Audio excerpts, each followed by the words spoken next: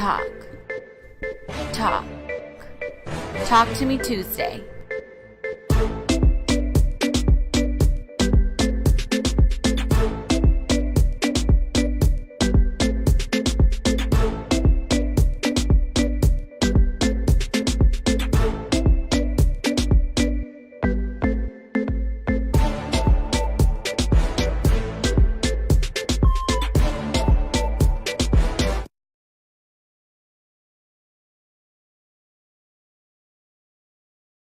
Today we have one of our special guests that you've been on the show before. Absolutely. Which is the founding partner of D. Miller & Associates, Darren Miller.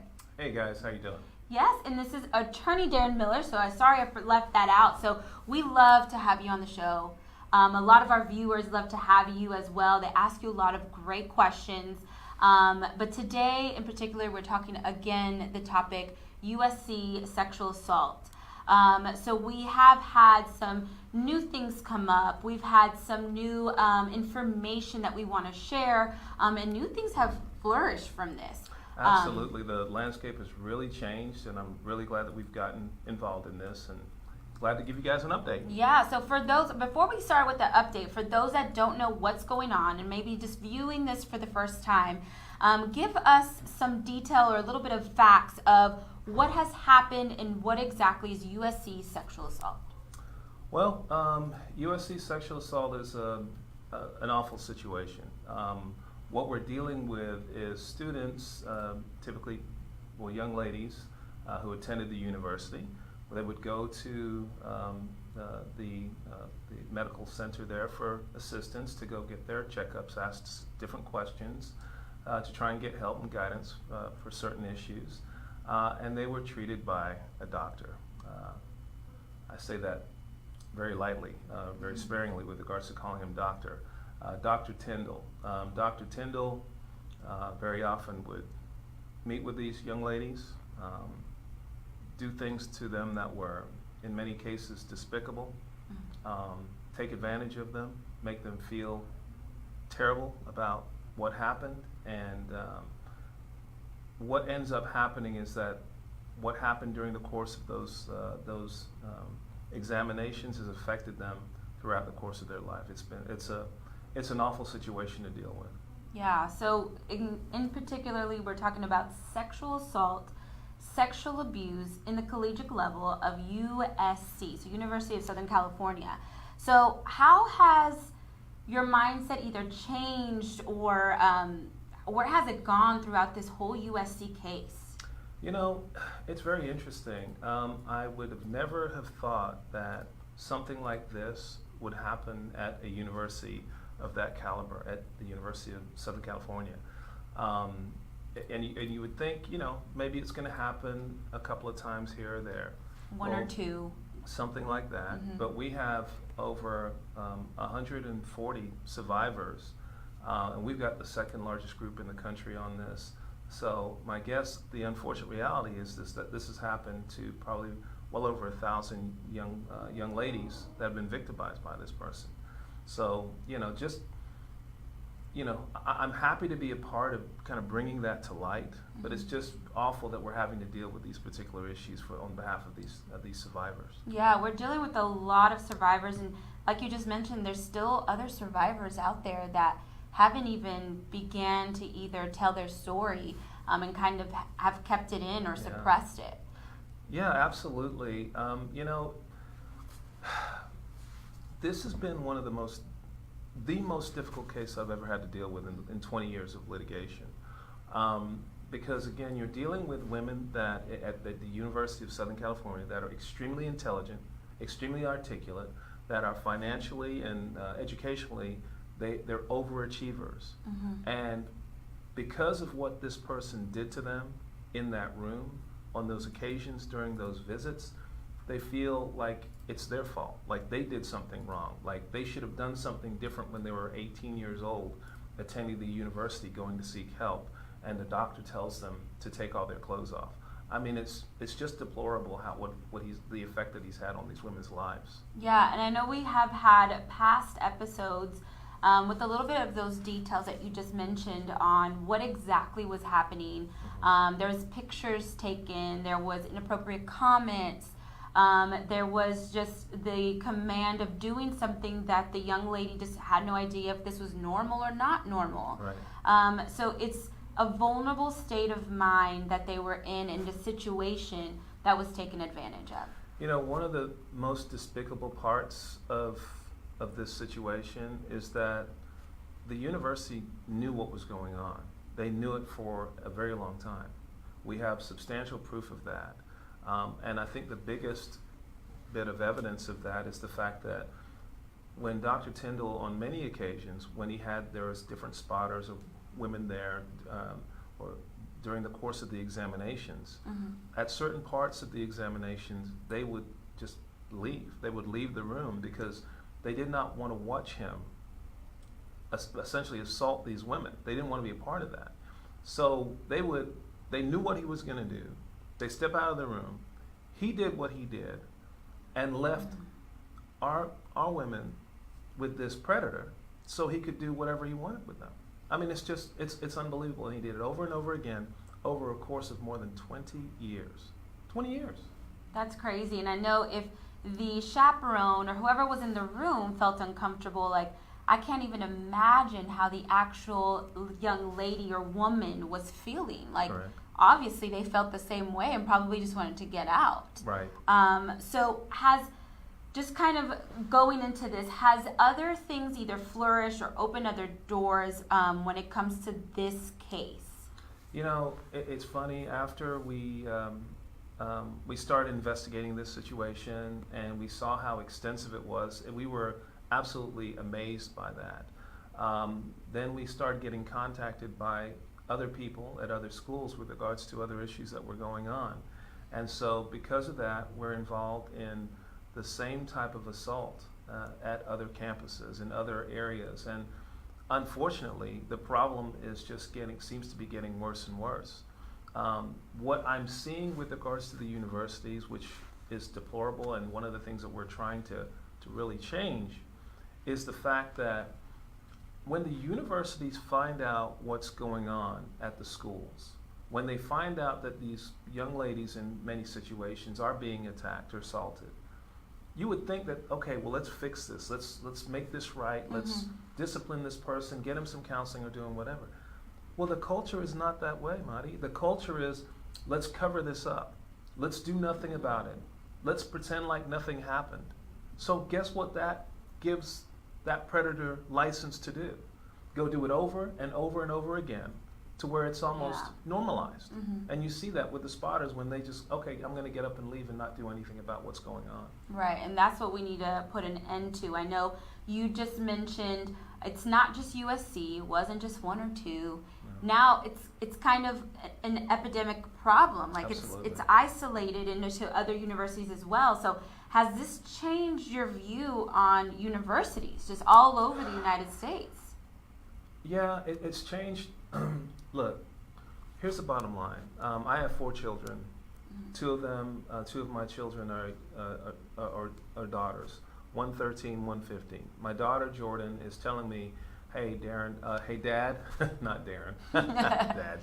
She would never call me Darren. Anyway, well, maybe she would. But anyway, what she's told me is that she wants to go to school at Stanford. Okay. What kind of parent would I be if I knew this was going on, or my child has the chance of being exposed to something like this, and I'm not going to do something about it? Well, I'm telling you, with the help of Ramesh, my partner, with Andy Rubenstein, of course, in charge of the litigation, and the other attorneys that we have, we're going to do something about this. We're going to create different standards. We're going to create awareness for females with regards to what's going on at schools.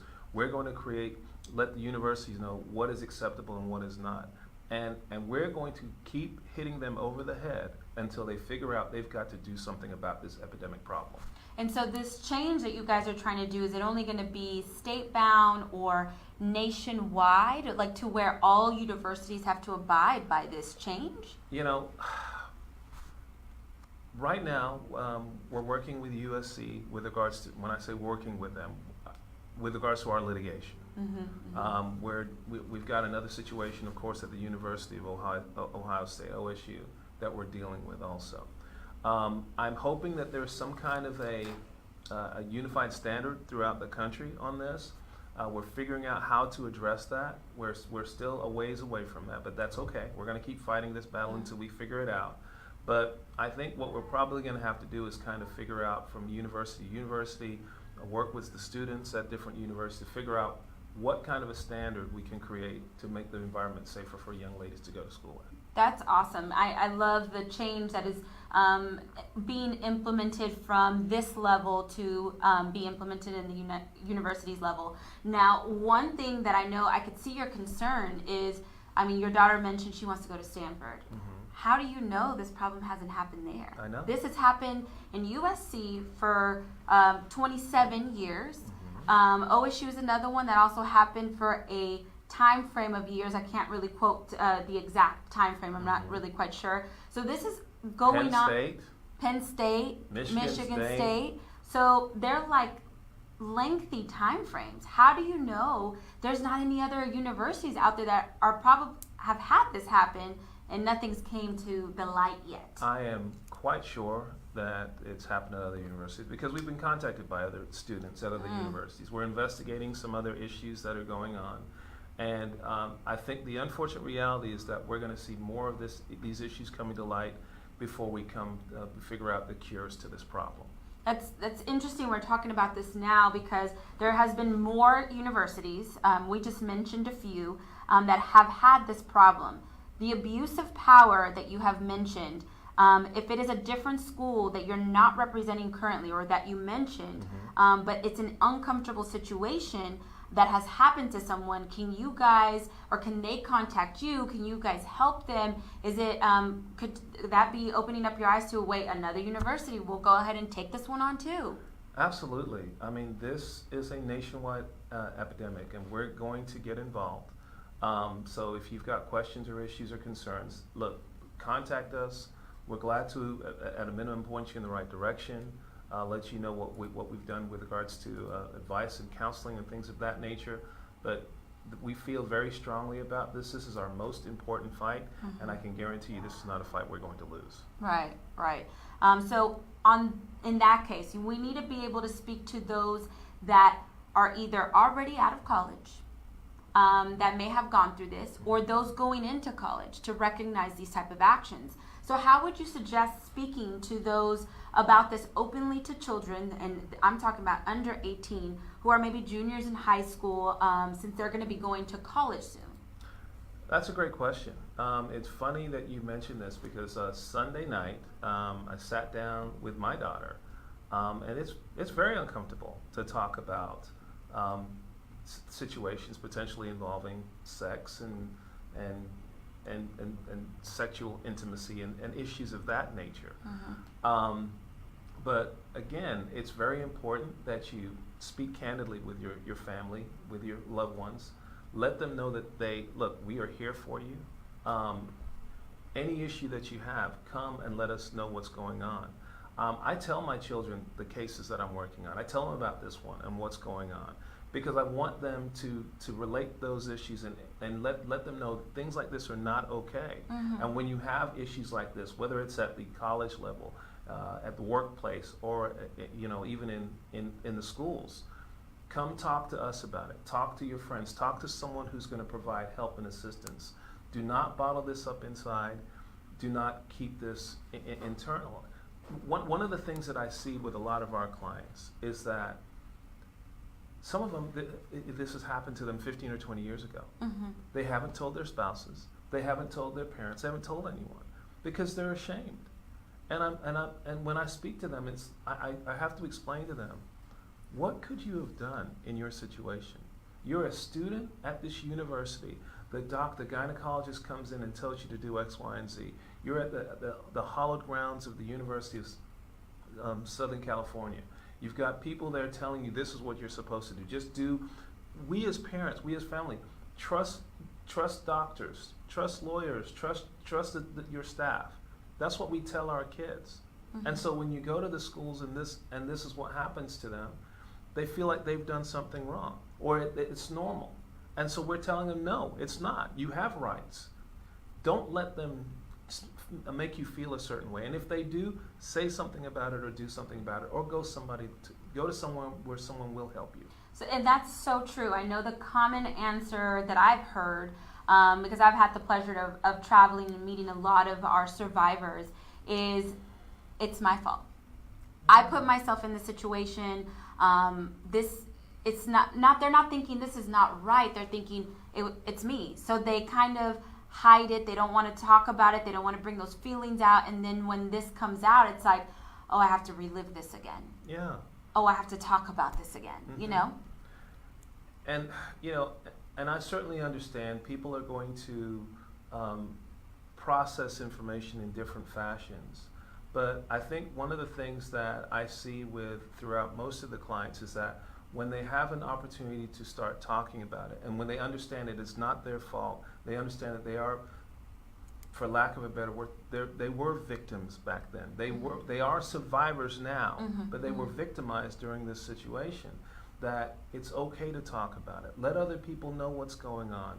Get it out of your system, because it takes some of the pressure off their shoulders, and they can get some help from people like us who want to support them, help them, and point them in the right direction. So what do you advise for those that are being like a listening ear to our clients, that if someone goes to our viewer right now and says, hey, this happened to me, what do you advise that they do to get the proper help for that survivor? Very interesting that you mentioned that, because I spoke with a client last week, and she told her husband about what had happened, and it happened to her about 15 years ago. And his response was, I'm not going to say shocking, but it wasn't, I didn't like it. And what he said was, well, look, that happened 15 years ago. So what are you worried about it now for? Leave it alone. We've got young children. That's old. That's over. It's not over. You can't say those types of things, because he didn't go through it. And yes, he's probably a little bit embarrassed, but she went through something that she needs to be able to talk to someone about it. She needs to be able to get it out of her system, and don't bottle that up. And unfortunately, her husband wasn't the right person to speak to about that, so we referred her to someone else who could help her, who could point her in the right direction. And now she's starting to feel a little bit better about herself, because she's understanding that there's other people who are victims just like her, and that it was not her fault. But these type of traumatic events as well have a cause and effect. It affects internally, mentally, how they are, even with future relationships, or how they're acting as far as mentally. There's just a whole bunch of things that go into this, and I know we had a previous episode with an actual therapist here on the show speaking about that. It's not just kind of tuck it under the rug and keep it running. There's effects internally and mentally. Men, and I'll say this because I have this problem also. Many times we have a tendency to want to fix things, and with that particular client that I just mentioned, he can't fix something where he wasn't a part of it back then, and he feels somewhat powerless with regards to, oh gosh, I can't do anything about that other than going back and trying to beat this guy up or something. So it's like, oh, then just forget about it. We try and bury it, and that's what guys do. Well, this is something that you need help. What she needed was just someone to listen to her, to understand what she was going through, to say, I'm sorry, baby, let me hold you. And do I need to send you to somewhere to where you can get some help? And so what I would tell husbands or wives, whatever the case may be, that when someone tells you something like that, many times they just want you to listen. Don't give judgment. If you've got nothing positive to say, then just hold them. But don't tell them to bottle up something as important as this. That's a mistake. And I will say that I know you mentioned guys want to fix things, and you could still fix it by being an emotional support. Absolutely. And being there. Absolutely. So, and that goes for anyone, whether it's a family member, friend, or a spouse, just really listening and getting the proper help. It's just getting that story out that has been stuck in their body, and now they're just dying for it to come out some which way, and then kind of deal with those emotions. Absolutely. And the mental barriers and all that good stuff. So it's a long process. It's not easy, and it's going to take some time. Absolutely, it will. You see many with some of the other cases. We see that people still dealing with these issues 20, 30, 40 years ago. Not necessarily, of course, with USC, but when you're dealing with harassment issues, sexual assaults, and things of that nature, it is a very long healing process many times. Yes, absolutely. And in the future, do you have any plans of potentially speaking in either colleges or high schools to kids on how to recognize those things? You're great to listen to, and your passion really just comes out. But any of the attorneys at D. Miller Associates, I think that would be a great little tool to speak. Absolutely. We want to educate kids, and Andy and I were talking about this. If we can go to the high schools to let people know kind of what has gone out, what's happened out there, we're talking about creating even some videos that, guys, this is what's supposed to happen. If something like this does happen, say something, do something, don't go silent. So this is a passion of ours, and we're going to do something to help make this situation better. Yes, and I want to talk briefly about the ribbon that we are wearing on our right side. Y'all's left when you guys are viewing, but it was Sexual Assault Awareness Month last month, so it's in the month of April. It is this teal color. You guys will see it a little bit more later on the show with other either survivors or on the show, but it's an annual campaign that's to raise public awareness about sexual assault and educate communities and individuals on how to prevent sexual violence. All right. Very moving. I know we're going to be talking a little bit more about that when some of the videos come up, but yeah, anytime you see someone with this teal ribbon on, just think about that. They're wearing it for a reason. This is a big problem in our society, and we got to do something to clear up some of these issues and make things better. Yeah, definitely. So we do definitely support sexual abuse, sexual assault survivors, any type of situations, which we're going to talk a little bit. Actually leads me to my next question. Do you only represent sexual abuse cases as far as only university, or do you represent other types of sexual abuse cases? Well, we started with USC, as we've just mentioned, and now that there's other universities that we're talking to and dealing with, and because the problem seems to be so bad, we are going into other areas also that we have to deal with some of these issues and that I think we're going to talk about soon. Yeah, so if you guys have dealt with this issue, but not at the university level, but in a different level, even giving us a call, and that way the attorneys can advise what the next step and parameters are. So now I want to ask you, which is one of the reasons why we brought you on the show, which is, what is the latest news on this case, USC sexual abuse?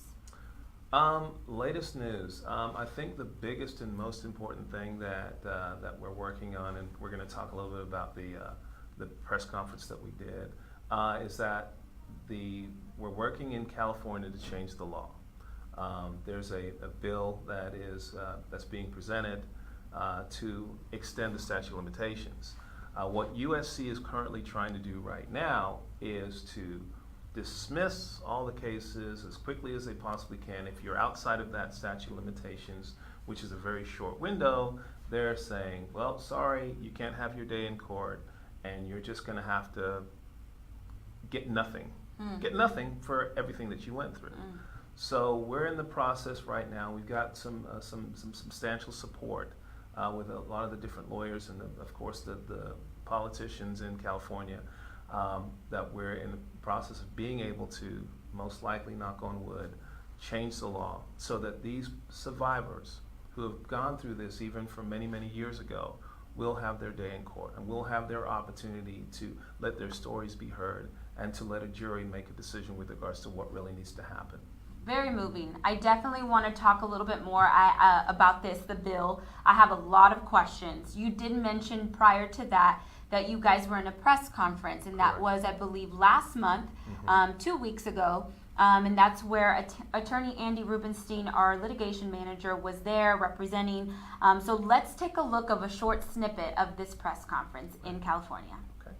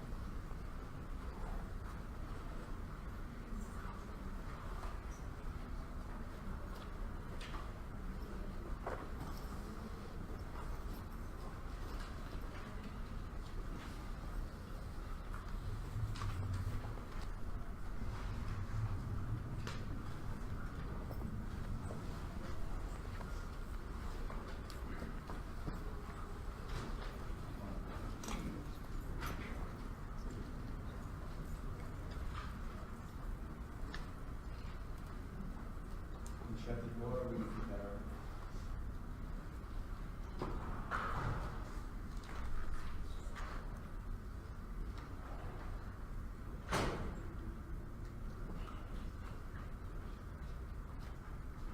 Good morning, everybody. Thank you very much for being here today. This is a very, very important day. My name is Andy Rubenstein. I'm the head of litigation. I'm an attorney at Dean Miller and Associates law firm. This morning, my law firm filed two different lawsuits. We filed a case against George Tyndall and USC on behalf of 33 new women who were sexually abused, molested, and raped by Dr. Tyndall. And we also filed a lawsuit on behalf of 11 courageous men who were sexually abused and molested and violated by Dennis Kelly. Dr. Tyndall was the only full-time gynecologist at USC for approximately 3 decades. Dr. Kelly was the only full-time men's health doctor at USC for 2 decades. These cases represent a generational arc of institutionalized neglect and abuse. Both Dr. Kelly and Dr. Tyndall preyed on students who were vulnerable and inexperienced. Both Dr. Kelly and Dr. Tyndall took advantage of the youth and the lack of previous medical care to take advantage of this vulnerable student population. These cases are about an abuse of authority and about an abuse of trust. At this time, I would like to turn it over to some of the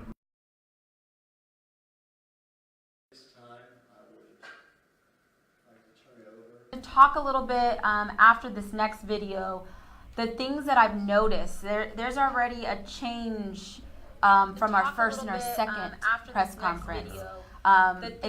First of all, the group is huge, enormous.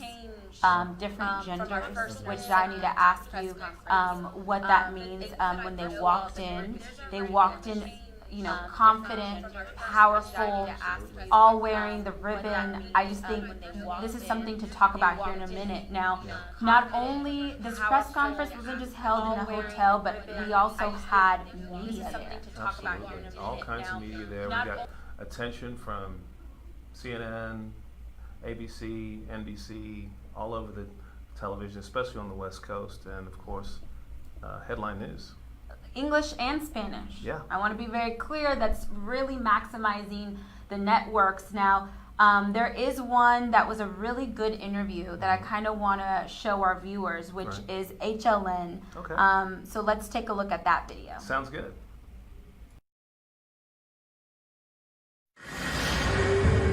33 new women who were sexually abused, molested, and raped by Dr. Tyndall. This man, as you will hear, is a predator, and what he did was wrong. 11 courageous men who were sexually abused and molested and violated by Dennis Kelly. Victim of betrayal, misconduct, and sexual assault. This clearly reflects on an institutional culture of neglect, of cover-up, of us being unimportant, of us being a dollar sign.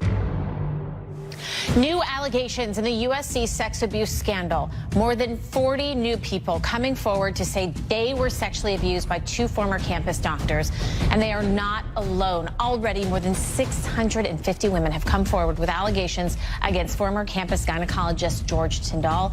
At least 30 men have come out against former campus men's sexual health doctor Dennis Kelly. In fact, USC has already agreed to a $215 million class action settlement for 17,000 of Tyndall's former patients. I want to bring in Brendan Heil. She's part of this new lawsuit. Also her attorney, Andy Rubenstein. Thank you both for being with me. Brendan, I do want to start with you. And I was reading through what happened to you. Walk me through this. And Dr. Tyndall is actually someone you went to after being sexually assaulted. Yeah, absolutely. So I was raped on New Year's Eve of my freshman year of college, and then immediately went to see Dr. Tyndall in order to get a pregnancy and STD check. And he immediately went far beyond what he was supposed to do and what was required of actually getting that done. In fact, he actually took me into his exam room and did all these other things that were completely unnecessary to ensure my safety. And I read even someone in the room that was supposed to be the chaperone of this was so uncomfortable they left, right? Yeah, and I think that's one of the most egregious things that happened, was that literally this woman was in the room. She was my chaperone. She is in charge of taking care of me. And instead of doing all of those things, she said that she was uncomfortable and then immediately walked out of the room midway through my exam and didn't do anything to report it or anything like that. So, did you tell anybody what happened to you, and what came back with that kind of complaint? You know what? I did not tell anybody what had happened to me. I didn't really think that it would have mattered if she didn't say anything. And I think, especially because she's the adult, it's really her job to go ahead and report that. And if she didn't report it, or she didn't feel like she could report that, then clearly there's something else going wrong within the business and structural side of things at USC and within the Engelman Health Center. And also coming from such a vulnerable place already, having gone through a sexual assault, I can only imagine. And you know, Andy, when you talk about how could this have gone on for so long, what has the school said to you, if anything? They certainly settled another settlement in connection to a different lawsuit involving these doctors. Well, that is the question. How could this go on for so long? The generations of women and men who were sexually abused by these 2 doctors. USC has not addressed this specifically, but we know that Dr. Tyndall was there for 30 years and Dr. Kelly was there for 20. I mean, there is a generational arc of institutional neglect and abuse. And we know from the literature, we know from studies that these predators cannot exist by themselves. They need help. They need somebody covering for them or protecting them, and that's what happened. And we even saw that with Brendan's chaperone. Let's go to Dr. Tyndall's statement, put that up on the screen. And to you, Brendan, I mean, he says in this statement, adamant about no criminal activity. He actually believes that the exams were all for a stated medical purpose. I mean, what would you say to him if you could? I think there's so many things that I could say to this man, and I really just don't think that it would change anything about his perspective on things. And I think that that really just shows first of all, how far we've come as a society and the fact that we can actually speak out about these things, but also it shows that things are never going to change for him, and he's never going to accept that he was at fault, and that really hurts, but it means that I really don't want to have to waste my words thinking of things that I would say to him if he's not even going to listen. And hopefully you'll get what you need out of the lawsuit that you have coming forward. And Andy, when it comes to just whether it's Penn State, Michigan State, USC, and you say just this general and this generational structure that is supporting and actually protecting these predators, I mean, what needs to change? Can these lawsuits, can a $215 million settlement change these institutions? They need to wake up. I mean, this is an inflection moment for them. It's a defining moment. I think there needs to be institutional change from the top. I think the students, and look, these were for the men and the women who were abused. I mean, they were kids. They were kids in college for the most part. Yeah. And they need to have a seat at the table, maybe put them on a board of trustees, let them weigh in on what would feel safe for them. Because clearly when USC is dictating what's going to happen and the culture that they've created where this kind of behavior can thrive, they need some new input. And I think that the students themselves would be the best to offer that. Andy Rubenstein, Brendan Heil, thank you so much for being with me. Brendan, I know this can't be easy to talk about. We appreciate it. Hopefully it will inspire other women to come forward, and it's okay to talk about it. You will be heard. Thank you. I hope so too. Thank you. Thank you. Super powerful. Absolutely. Super powerful. I know HLN is one of my favorite shows. I like to watch it in the morning. They carry all the way through like the midday show. So let's talk a little bit about what we saw and what our viewers saw. So we saw a press conference. We saw it in the media.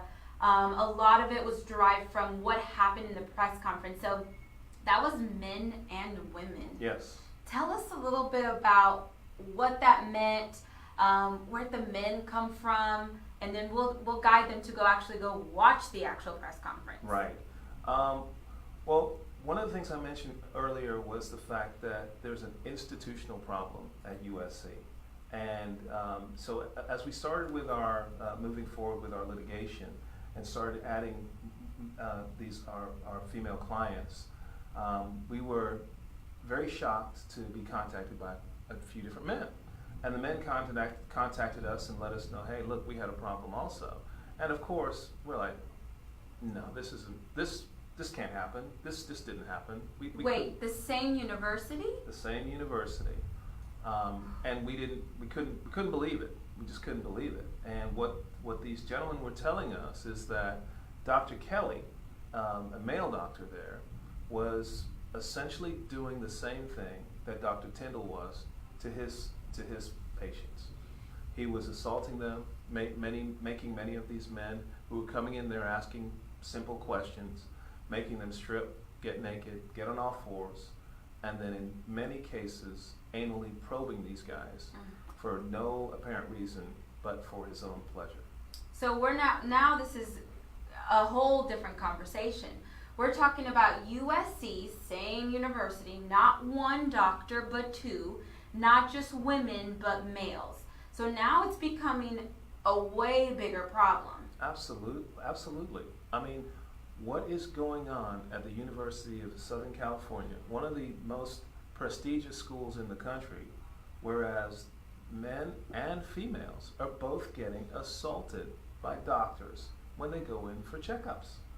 And I know we're talking right now about sexual assault, sexual abuse, but not to mention they're also doing other things. The cheating scandal, admissions. This is not just their only problem. There's more, but just in the sexual assault, sexual abuse, that's two, and two is way too many. Absolutely.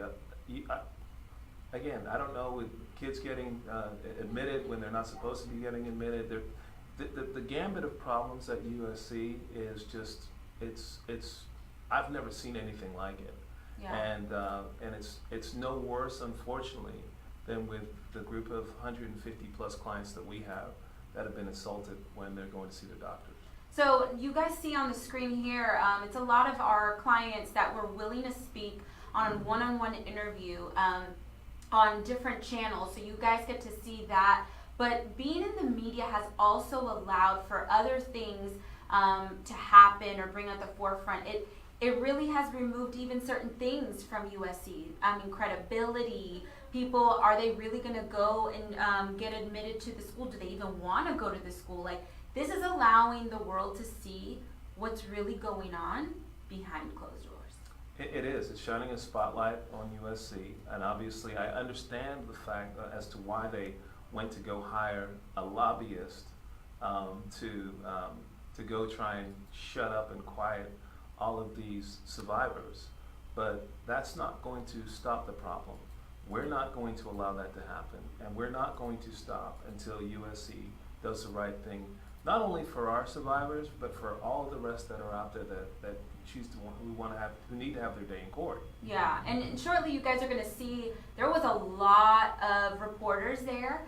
The more the better, because let me tell you why. We're breaking the media, the internet, to allow people to see what's really happening. This is so important that we go in front of national television to basically be in front and just battle out this two predators that we're talking. Yeah, many of the students there, some of the alumni kind of gave us some problems, at least initially. Hey, what are you guys doing? You lawyers are just trying to make money, this, that, and the other. But when they found out what was going on with regards to really the females and the males, along with all the rest of their scandals, they figured out there's a problem at USC. Yeah. You did mention a little earlier, you just touched on it right now, is the bill, the lobbyist. So I want you to explain to me how this worked out. USC brought together lobbyists and put together in the capital of California. Talk to the viewers that don't know what's going on. What was the series of this event? What was the benefit for it, and what was the outcome? Well, USC right now, they've hired a company, a lobbyist company, to essentially try and quieten, to stop the plaintiffs who are outside of their statute of limitations from going to court. Okay, they don't want them to have their day in court, and so you would kind of think that USC would be like, hey, they go publicly talking about, we want to fix this, we want to address this, we want to do what's right. And then behind the scenes, they're hiring a company, a lobbyist company, to go to California, to go to their legislature and get them to keep the laws as they are, to essentially close the courts for those survivors who haven't had a chance to go to have their cases being tried. What's going on right now is this: is that we're a part of a group that is moving forward to stop that, to change the law, to allow the survivors to have their day in court, to move forward, such that the law is amended to extend that statute of limitations, so that other survivors, us as well as those other people that have been victimized by this situation, get the opportunity to go to court and let people hear what has happened to them. So you guys are seeing pictures right now of our actual clients that not only were in the press conference, but they followed up and flew the next day to Sacramento to also be a voice in this potential change of bill. So how did their stories or probably did change their mind, or like, where did this help? Where is it going in the whole situation? It helped a lot. It helped a lot because it let the lawmakers know that this is such a huge problem. And they can't just allow these lobbyists to bury this and just to rule with the university because they've got more money and power than our survivors. So of course we got a lot of attention. There was a lot of politicians that definitely want to see this law being changed. If you go to other parts of the country, other states have already done this, already made this change to allow the statutes of limitations to be, it's called being told. So basically they're allowed to, you have an opportunity, even though your statute of limitations technically is run, you have the opportunity to move forward and bring your case forward. Now, the decision has not yet been made, and we're going to hopefully see one towards the end of the year when their legislature makes a decision on this.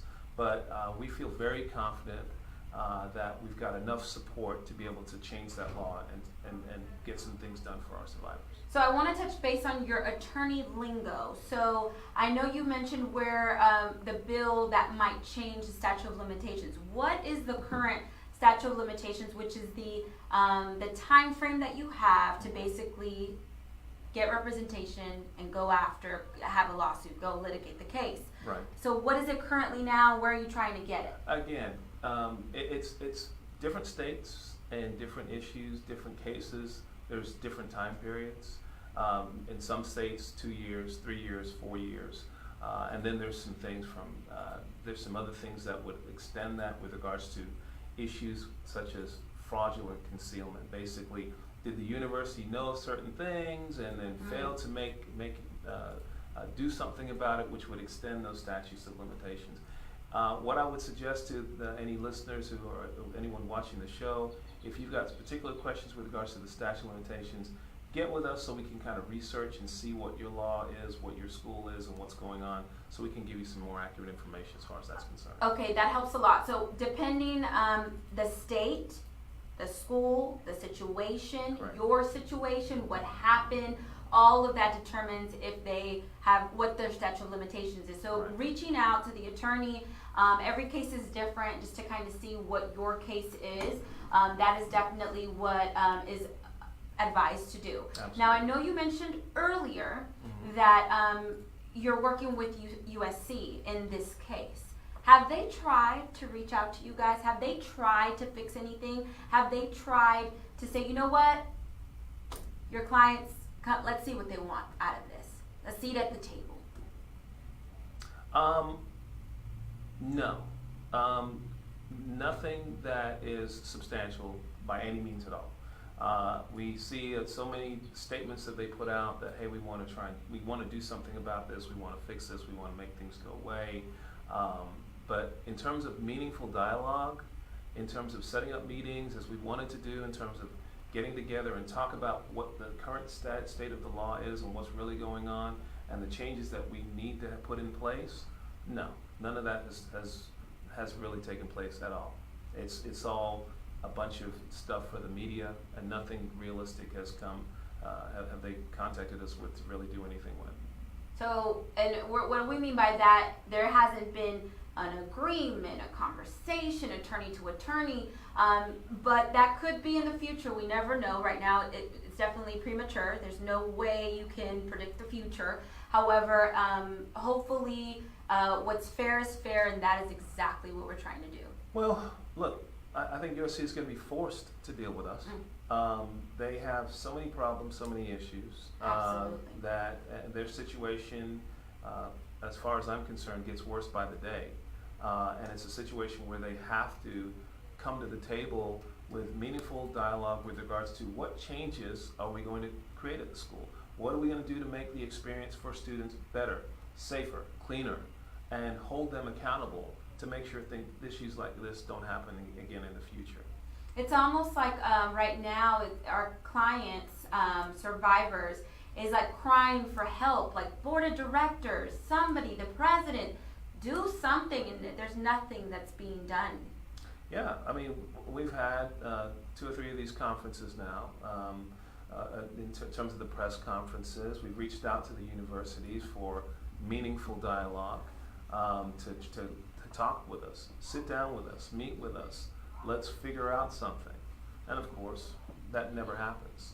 But again, it's going to have to.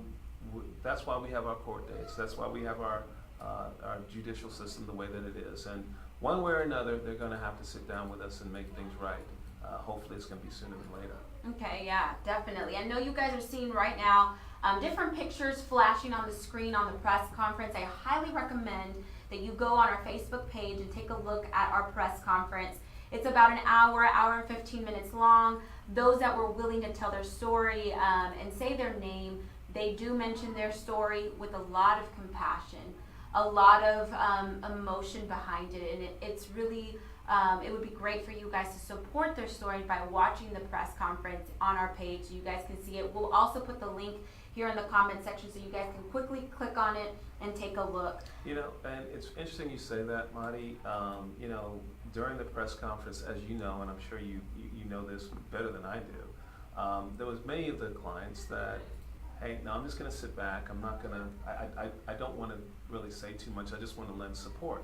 But because other survivors got up there and people started relating their stories, and there was so many similarities between their experiences and others, that other people, everyone pretty much had to come up there and say something, and they felt empowered. And that's one of the best things I got out of this whole experience and kind of helping you put this together, is that our clients felt empowered to get up there and feel better about themselves with regards to the ability to come out there and say, I am a survivor, and I've lived through this, and I'm going to move forward. Yeah, and you're completely right. I do have two scenarios. So I was at the press conference on the back end, just making sure everything was executed. So two scenarios, exactly what you just said. One of our clients did not want to speak. She just wanted to stand there and support. Others were speaking. She went to speak. And I'm talking two clients that went in front of the mic and they weren't planned to. That's one scenario that you just mentioned.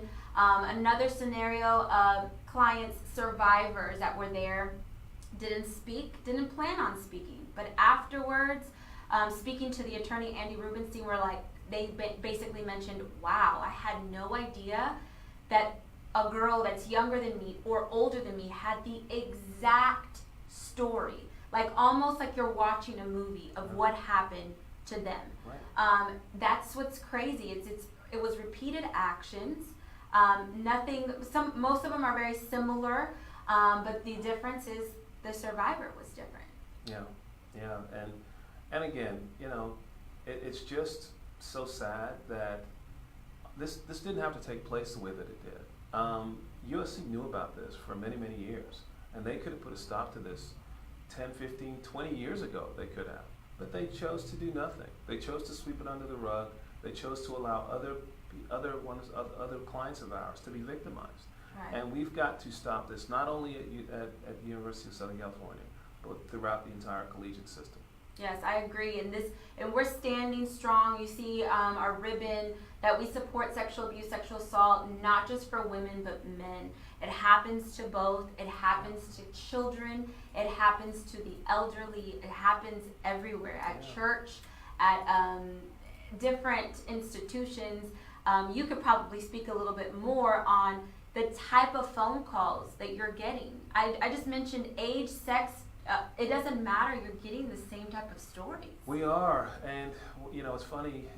Yesterday, I'm looking at some of the people that were contacting us. Where the biggest rise in contact is related to these abuse cases is men that have been in collegiate and college who have been assaulted. It's happened at USC, at the University of Ohio State. There's another couple of institutions that we're looking at. The Boy Scouts, unfortunately, we're looking at that situation too. It's just, it's awful. Yeah, and I definitely want to encourage anybody that's watching that either has gone through this or knows of someone to get help, because a lot of the people that you guys speak to, they haven't had the courage, and until now, they have the courage to speak. It's more, we're finding it more common in men. Yeah. Well, both, actually. I mean, I don't know how you want to go about that, but... You know, well, Marty, you know, I don't blame these people. I just don't. I don't know, very honestly, that if something happened to me 15 or 20 years ago, that I would have the courage to stand up and say, hey, help me, this is what happened to me. But what I would encourage people to do is to stay informed. You know, keep an eye on, see some of the things that we're doing. Watch and see how other people are addressing these issues, and then when the time is right for you or your family members, come forward and tell your story and get some help, get some assistance, because the unfortunate reality is that you're probably not alone. You're probably not. Yes, that's great advice for anyone that is afraid to speak out or has seen this or seen other things and that just wants to, you know what, it triggers memories. Certain verbiage will trigger an action for someone that's like, oh my God, that happened to me. And they like to forget certain things. So if we can help any which way. Molly, let me ask you a question. I mean, if something like this happened to you 10 or 15 years ago, and you were now married, and you moved on with your life, would you have the courage to come forward? Oh, that's a great question. I think I would be feeling exactly what our clients are feeling. Is my name going to be out there? Oh my gosh, I have to disclose this information. Oh my God, this is my intimate space. Right. There's pictures, there's not pictures. It's an anxiety you get inside, right. Whether it's male or female, exactly. It doesn't matter. So I would agree, but you know what? Their voice, there's a lot of these survivors that their voice is empowering others to also have a voice. Yeah. It's a trickle effect. It is, you know, one of the things that would be probably one of the most difficult for me is, are my colleagues, are they going to see me differently because some son of a gun took advantage of me 10 or 15 or 20 years ago when I couldn't do anything? Yeah. And so that's such a tough question. It's difficult to deal with it. So anyone that you have issues or questions or concerns, please, we'd be glad to talk to you off the record. Any issues, anything we can, if we can point you in the right direction, we'd love to do that.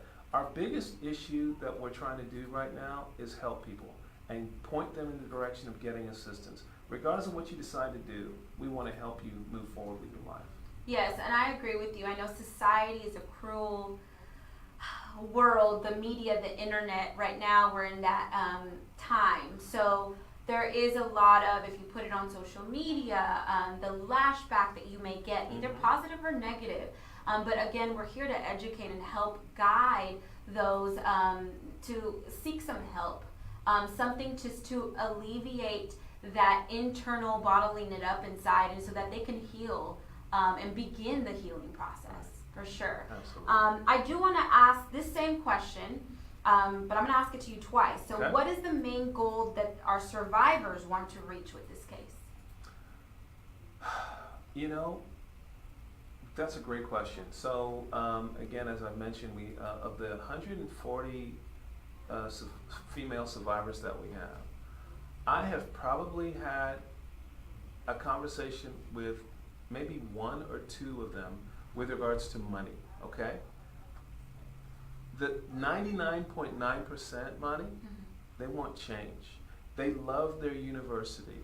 They love the school. They loved everything about what happened to them at USC except what happened to them in those days when they went to the medical center to deal with Dr. Tyndall and Dr. Kelly. So they're looking for change. They want they want things to be better for the future. They want to protect their children when they go off to school. They're looking to hold the university accountable and and to make things better as we move forward. Yeah, you guys saw pictures that were actually shown previously. They're wearing the letters across their chest proudly, even though that those letters have hurt, have marked, have bruised, have an open wound. They're very, very proud of that. Absolutely. Now I'm going to ask that same question now to you. What is the main goal you want to reach, or the attorneys in behalf of Dean Miller and Associates want to reach with this case? That's easy for me. I'm looking for systemic collegiate change with regards to how issues like this are dealt with. The culture right now is all about one thing. It's cover up. How do we cover this up? We've seen it at Penn State. We've seen it at Michigan State. We've seen it so many times, time after time. When an incident happens, instead of taking accountability, instead of fixing it right then, they let things go, and then other victims, unfortunately, are hurt.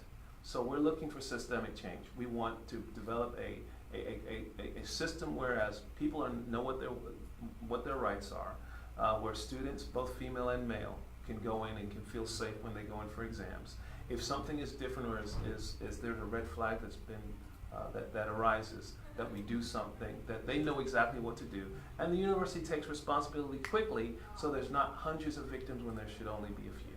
Yes, I definitely agree. I think part of that also, I'm going to reach out to the parents that are watching this. Part of that is the parents also educating your child. There's a lot of these women, and I can speak for the women because I've been with them since the first press conference, which is now a year. Yeah, wow. A year, okay? And mark my words, in this month. So a year ago, they've said, I just didn't know anything different. Right. I don't know what a gynecologist's exam is supposed to look like. Right. Am I supposed to have a chaperone? Am I not? So, and I'm glad you're having those conversations with your children, male or female, but what the expectations are. So when they are out in the world on their own, they know, hey, my parents taught me this is not the way, this is how it's supposed to be. Exactly. Yeah. So that's one of the things I'm most proud of too. You know, the fact that I can speak now more openly with my fans, with my friends, with my family, with my children about what's going on. And so I think, and what's going on is they're also talking to their friends and family and their kids about it too. So the word is spreading, at least at this kind of grassroots level. But my plan for us is to take it throughout the internet, throughout the country, so that everybody is aware as to what's going on and what needs to happen in situations if that happens in the future. Yeah, so I know we depend on each other internally, we depend on our survivors, and we're going to depend on you guys to also spread that word so that way we can make a difference and we can educate others that may be going through this so that we can put an end. And it's the end for our children. Our children don't experience this, whether it's in church, university, or even high school. You never know. It could be, sky's the limit on where this can happen. There's cruel people everywhere. And I know we're kind of running out of time in the show. We could probably talk for another 30 minutes. Of course. This is a topic that is very dear to your heart, and it is also to mine. I've had the pleasure of meeting a lot of the survivors and connect with them, give them hugs, cried with them. I have an emotional attachment for because I was there with them through this whole journey. Right. But if you had to leave our viewers with some words of encouragement or a quote, what would you tell them for anybody that's watching right now? I would tell two things. First, I would say if you're listening to someone that's complaining of these issues, really listen to them. Listen to what they're saying. Listen to what's going on, and help them if you can. Okay, these issues are real and they are prevalent. So please listen to them if you can. Also, speak up. If you've got an issue, you've had a problem, something has happened to you in your past. Try not to be ashamed of it. I know that's easy for me to say because I'm not in your position. But let someone help you with it. Talk to someone about it, an authority figure, a family member, an attorney, myself. Let someone help you with these problems. Life is short. You should enjoy it as much as you possibly can. Yes, and I know speaking up is very important. That could be speaking up privately, a one-on-one. It could be on the media, like our survivors are. There's so many ways that you can speak up. I don't want you guys to think that means automatic media or getting on a video. It could be a private speaking up. Absolutely. So tell somebody what's going on. Yes, for sure. And you will see here in the next shows more information about our USC, specifically women's and men's case. We also have OSU men's case. So any type of updates, we'll load them up here. And if you guys have any questions, load them up here. We'll see them at a later time as well. I want to thank you guys for tuning in to Talk to Me Tuesday on a Tuesday. And I want to thank you for liking and sharing our show. I'm your host, Madi B, and attorney Darren Miller. Until next time. Bye-bye.